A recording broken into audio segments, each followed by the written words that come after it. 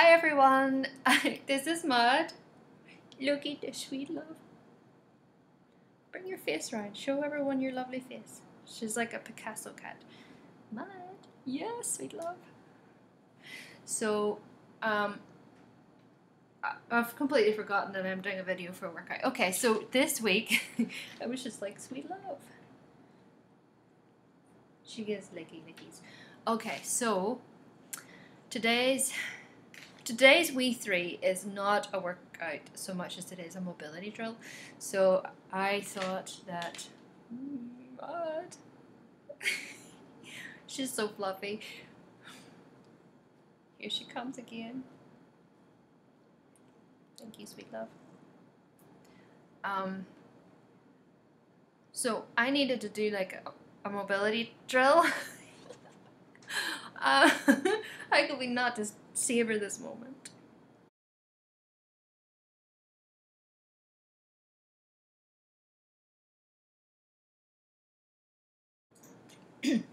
So today's workout is simply 3 mobility exercises, and it's well, you can consider them as a combination of things in some cases, but it's essentially to show you that it doesn't have to be a full-out workout. Like, just moving differently can sometimes be the best medicine.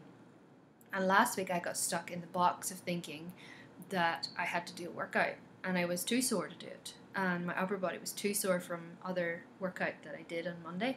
So I was thinking, well, I can't do anything, and so I let that become so overwhelming that I ended up not doing anything.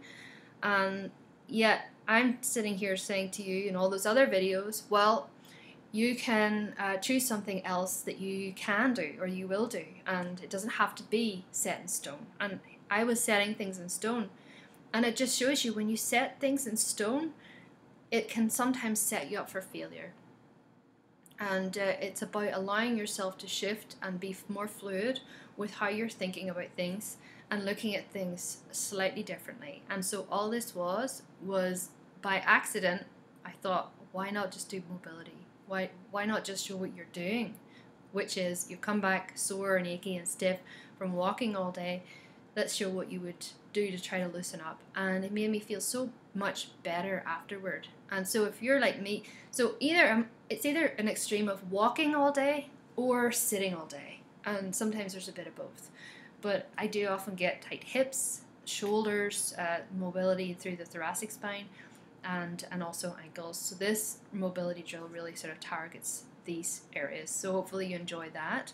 And next week I hope to be back with either a workout or something else which can exist outside of the box.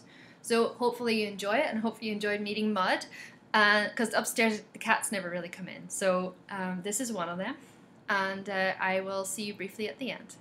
I'm going to walk out into a plank position, and I'm just going to work on some hip mobility. I'm going to bring one foot up beside the hand. I'm going to just touch the knee at the back leg just down onto the floor. Okay, and really this is always, just to show you from the front, I like to put my hand on my foot and then use my glute to squeeze the hip outward. So I'm wanting to bring the knee out and pull it back like this, using as much of my glutes as I can, and I want to sink a little bit deeper into that. Okay, so then it swaps sides. One side will probably be a little bit tighter than the other, and that's fine. This side isn't so much tighter as this my sore side. So I'm just going to not go into more pain. I'm just going to hover around where it's not painful, but it could be if I went further. So I'm going to just sort of work at that point. So if you can see, I'm just going to gently hold it here and then try to rotate that back. Now, I would do these back and forward. A few times. Maybe up to a 10. I'm going with 10 apparently today.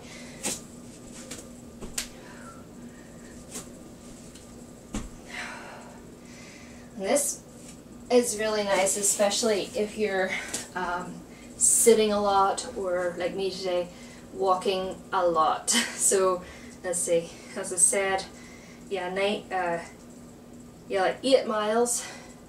It was not comfortable, and I wore the wrong shoes, but everything just got very stiff, like my knees and my hips and my ankles. I was just like, oh, just get me home. I thought a wee mobility workout would do. So as I'm sort of working from the bottom of my body upwards, I'm working here on the hips and knees. You may want to do some squats in between.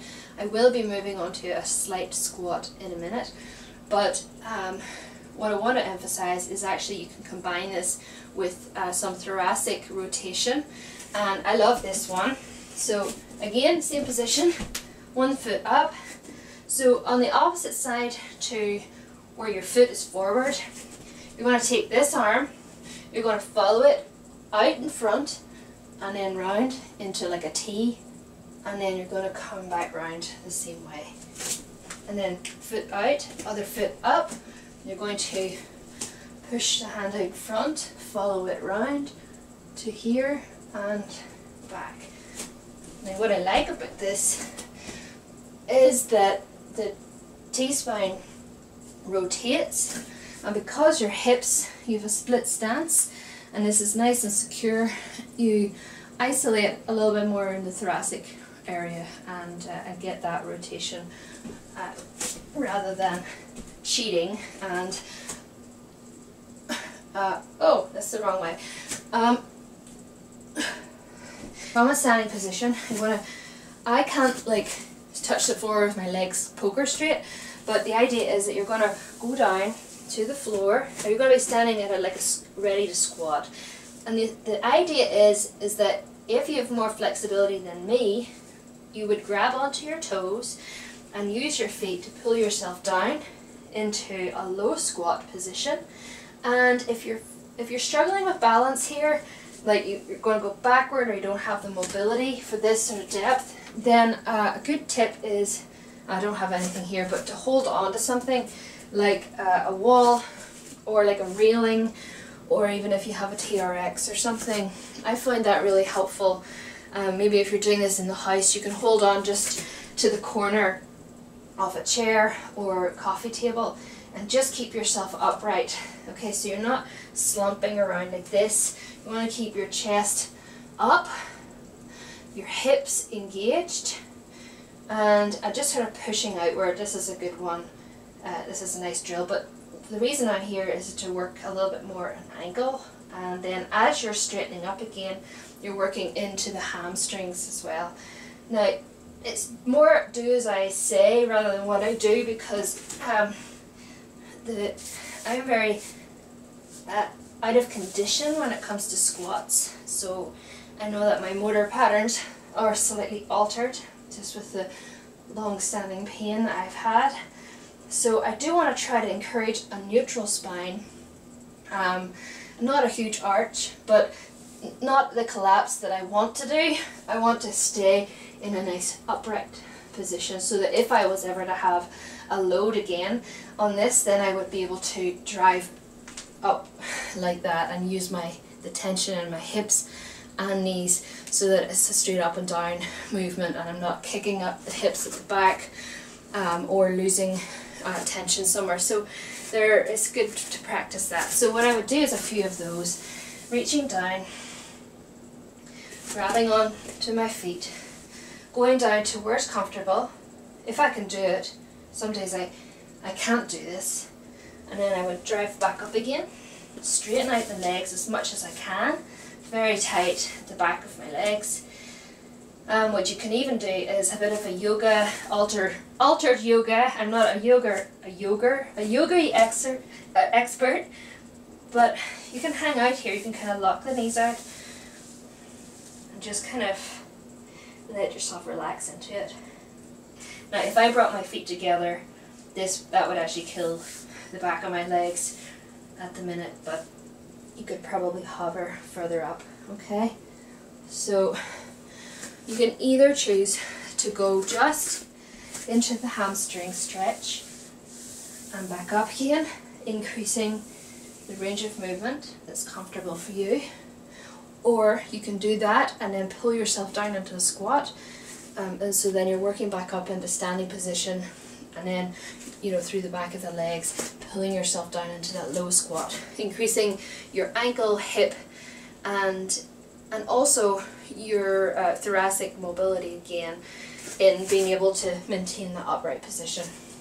And it's hard to do, so don't worry too much if you can't go into a full squat. I would just focus more on working into the hamstrings as well for that one, since the hip mobility one right before it kind of covers that as well.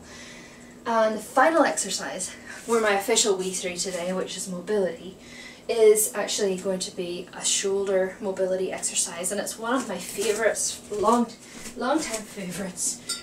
I'm going to take a light weight, and this is going to be the kettlebell halo. So if you don't have a light weight, you can actually just hold something. It doesn't have to be weighted. It can just be, you can hold like a bottle of water or a can of soup or whatever, but essentially what it is, it's about mobility. So you're going to keep the kettlebell close to your chest in front of you, and you're going to actually just rotate around your head to the front. And you're going to go one direction at first. So you're going to do all your reps, trying to keep it close. And I love this one because it really just works in a lot of your shoulder mobility, all the movements, even into the lats. And 10 one way, and then you'd go the other way. And so obviously you're trying not to clunk your head, and one way will feel easier than the other. This one, by the way, wrecks your hair. So if your hair anyway nice, you can just forget about it.